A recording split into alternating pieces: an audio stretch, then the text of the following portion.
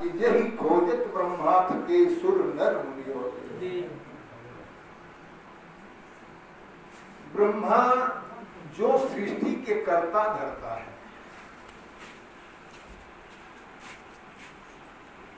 वो भी उनको ढूंढने के लिए चले और थक गए, पाए नहीं।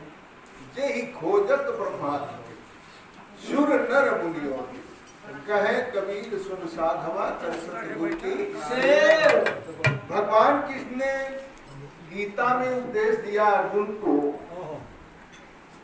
और कहा उन्होंने कि अर्जुन, तुझे मैं जो रूप दिखाया हूं, दिखला दिया हूं, उस रूप के लिए ऋषि मुनि महात्मा और ब्रह्मा भी तरसते हैं उस रूप के लिए। लेकिन तुम्हारा प्रेम और भाव इतना गहरा है कि तुम्हारे प्रेम के वशीभूत होकर के मैंने वह रूप तुमको दिखा दिया।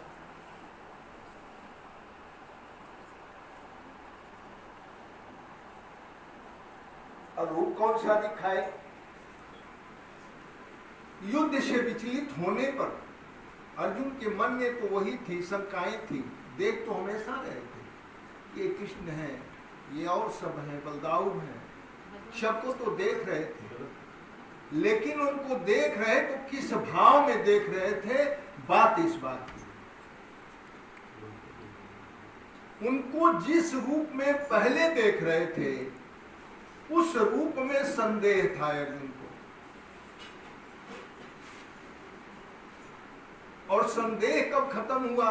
जब भगवान ने जाना, कृष्ण ने जाना कि संदेह से एकदम भ्रमित हो रहा है, ये सत रज और तम तीनों गुणों से एकदम ये घिरा हुआ है, इसको इससे दूर बाहर निकालना होगा, तब इसको ज्ञान की प्राप्ति होगी। तब उन्होंने चक्र सुदर्शन धारण करके विराट रूप दिखाया और अपने अंदर उनकी रूह को खींचा।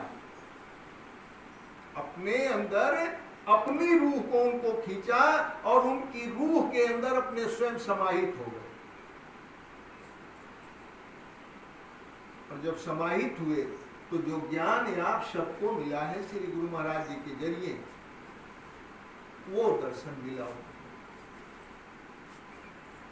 और उस दर्शन के लिए बताया गया है ना, एक साकार पूजा, एक निराकार पूजा। साकार पूजा भी होती है, ठीक है, बढ़िया है, वो भी प्रभु को पाता है। लेकिन जो निराकार पूजा है, वो निराकार व्यक्ति अध्यात्म के जरिए अगर चलना चाहे कर ले, थोड़ी कठिनाई है।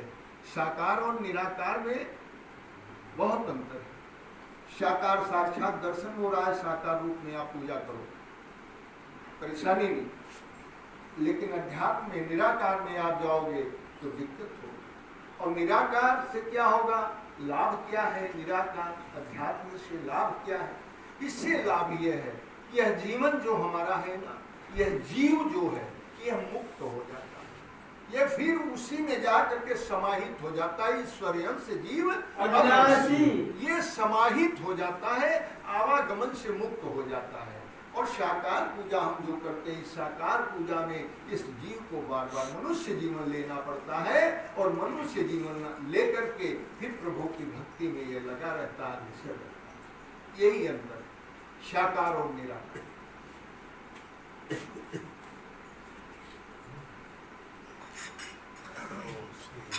चलिए थोड़ी देर के लिए अपने जीवन को हम श्री स्वामी जी के चरणों में समर्पित